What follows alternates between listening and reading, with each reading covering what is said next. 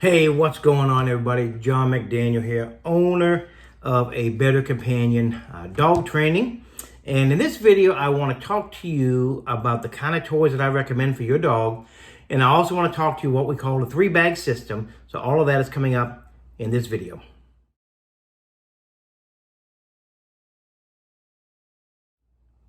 All right, let's jump right into it. So before I get into what kind of toys I do recommend, let me just give you a few that I do not recommend.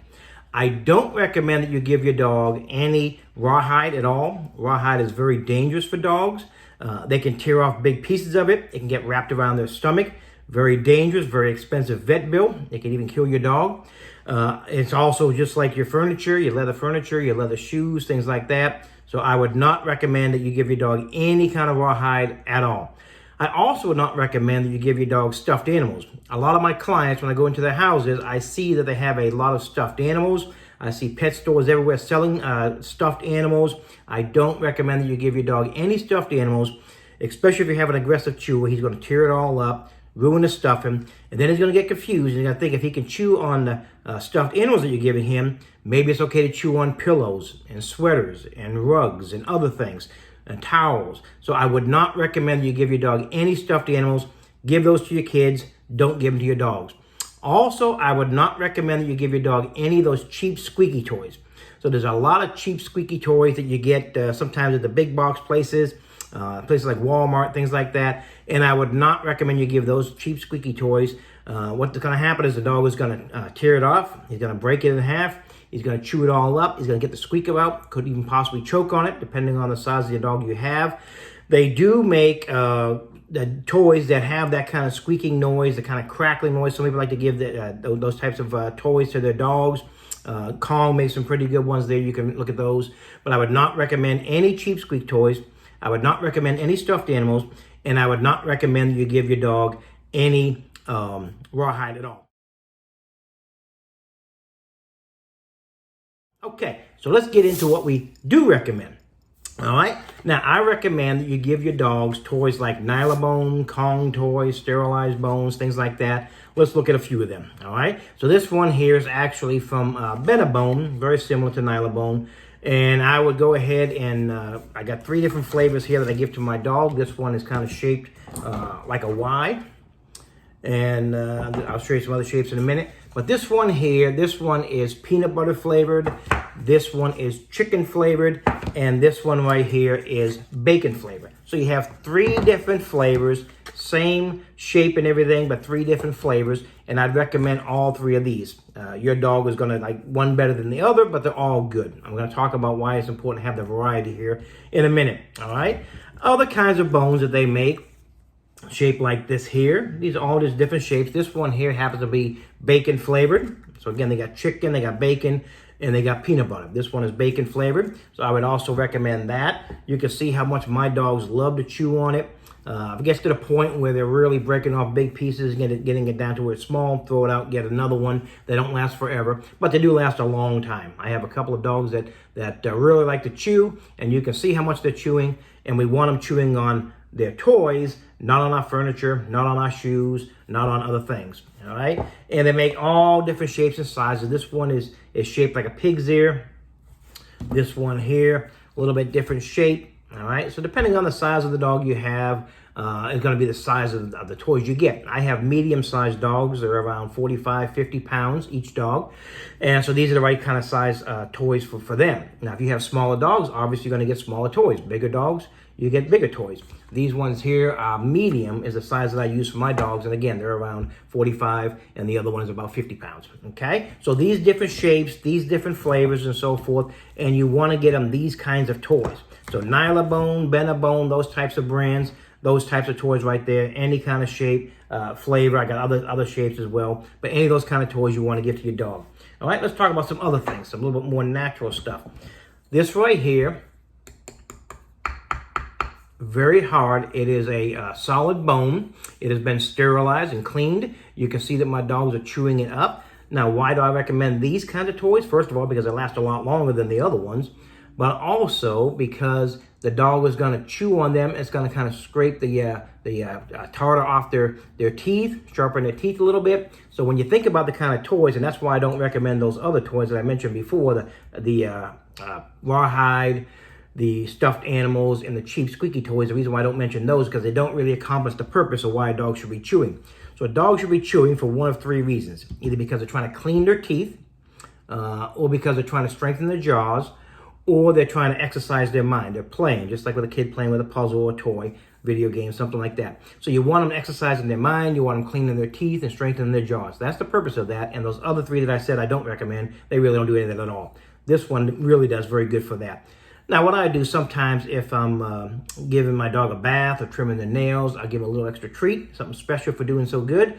And I put a little bit of peanut butter in here, and they can have that as a little extra treat. It gives a little flavor. You could put chicken broth, whatever you want to do on these, make them taste even better, all right? So these ones here are kind of plain. These ones are flavored. These ones are plain, but they're still very good. And you can spruce them up by putting a little bit of peanut butter, not all the time, but once in a while, things like that. A little treat, all right? So I recommend these highly, all right? Now, another one, this is just a deer's antler. And I like to get these kind. These do get a little bit expensive, especially if you get the bigger ones, and especially if you get these little knobs on here. But these are very good. And these will also last a very long time. All of these little knobs right here are going to act as though they are like dental floss, getting in between the dog's teeth, cleaning out all that tartar and that plaque and everything. And so I really highly recommend these kinds of toys. Dogs love them. Now, let me just give a disclaimer here. If you have aggressive dogs that are resource guarding and everything, first of all, get some help from a professional trainer.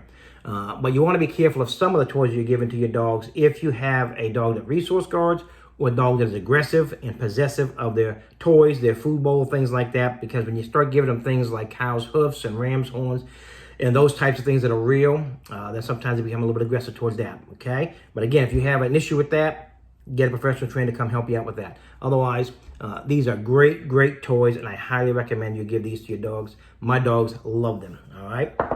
Then another one, this one here is a water buffalo horn. So they make ram's horns, they make water buffalo horns, they make cow's hoofs, all basically the same type of feel and smell and material and everything. Dogs love them, okay? So I just went and got me some new toys. So these ones I haven't even taken the tags off yet and introduced them to them, but they have some other ones that they're chewing on. They're getting kind of small, so I'm going to throw those out and give another one. But this here, again, water buffalo horn, dogs love it. It's more natural and everything, and so it's really good, better than just kind of chewing on a piece of plastic.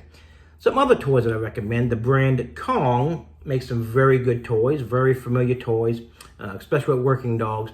The Kong brand. This one here is a standard one that you usually see people playing fetch with their dogs and everything, kind of shaped like a little beehive.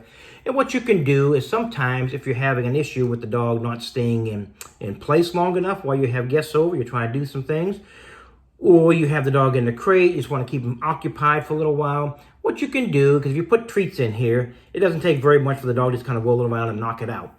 But then what you can do is you could take a portion of their daily ration of food, and then you just put it in here, wet it the night before, put it in here, stick it in the freezer. Then when you give it to them, it's going to take them a lot longer to get that out of here. It's going to keep them busy. It's going to teach them to chew on it. But again, this is the kind of toy, if your dog loves to play fetch, this thing bounces all over the place. It's a lot of fun to play with, and you can really have a lot of fun with your dog playing with these kind of toys, okay? So again, you can put some ration of their food in there. You can just put some simple treats in there. If you have a dog who's maybe a puppy, doesn't really know how to figure out puzzles that much. Again, you wouldn't want to give your kid a Rubik's Cube if they're just a little kid. It'd be too difficult for them to get bored and frustrated with it. So you want to make it easy for your dog to be able to get the treats out of there, but eventually make it harder and harder. So something like that, wet the dog food, stick it in the freezer, give it to him the next day. He's going to be occupied with that for half an hour or so, all right? And they make all different kinds of shapes. This one here, again, you can put little treats and everything in there. I don't really spend a whole lot of money on treats. What I recommend is just using a portion of the dog's daily ration of food, and then you can put that in there. You can do the same thing here. You can wet it, stick it in the freezer the night before, let them figure out how to get that out of there. Going to keep them busy, occupied on doing something that is useful. Other ones like this here, they got all kinds of puzzle toys. Just so many of you can go online, check them out. You go to your pet store and check them out. This one's very simple. It's got a little hole right there. You stick some kibbles of the food in there. Dog pushes it around, and then it just kind of rolls out. All right? And so again, make it to where the dog can figure it out. but then make it tougher and tougher for the dog to get those toys out of there, okay? So those are the kinds of toys that I recommend. Again, different flavors, different shapes, nyla bones, bena bones, hard sterilized bones, cow's hoofs, ram's horns, buffalo's horns, deer antlers, all that kind of stuff, Kong toys. All of these types of toys, all right? Different shapes, different flavors, get a bunch of them. Depending on how many dogs you have, I would get at least 15 toys. And then what we're going to do is we're going to talk about rotating them out in the 3-bag system. So what is the 3-bag system?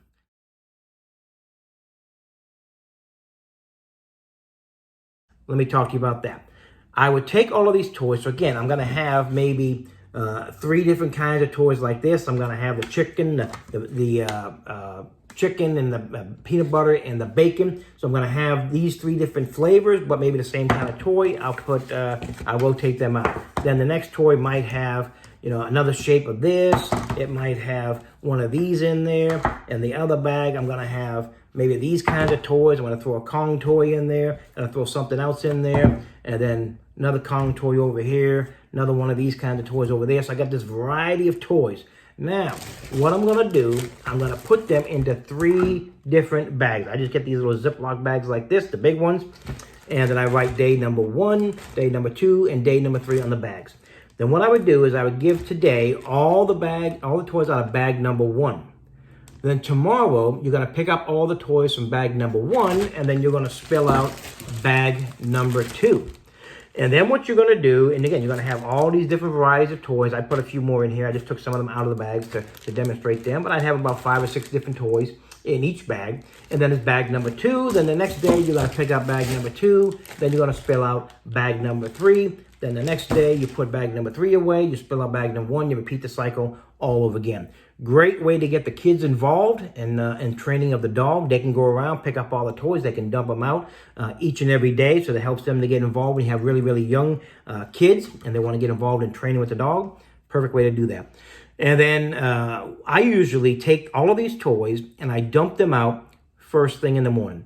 That way, to the dog, he feels like it's Christmas morning every single day. He's got these new toys. So even though you might have a whole bunch of toys, you stick them in a basket somewhere, you say the dog's got 15, 20 toys, but he doesn't even chew on his toys. He's over here chewing up the couch and everything. It's because he's gotten bored with the toys. But by rotating them out every day, the dog gets very excited, and they really feel like it's Christmas, and they have new toys all the time, even though it's the toys they had a few days ago. All right? So rotate these toys out in that 3-bag system. Each and every day, 5, 6, 7 toys in each bag, depending on how many dogs you have, how strong of chewers they are, if they're puppies, if they're older dogs, big dogs, little dogs, how many you have in the house and so forth. And so all of those things are going to make a determination in how many toys you're going to get and what kind of toys, what size toys you get. But these types of toys, what I highly recommend, using the 3-bag system will very much help you out in keeping your dog's interest in the toys. And then you're going to rotate these out each and every day. All right? So I hope that you'll put this into practice. I hope that this video has helped you. If it has, please give us a like.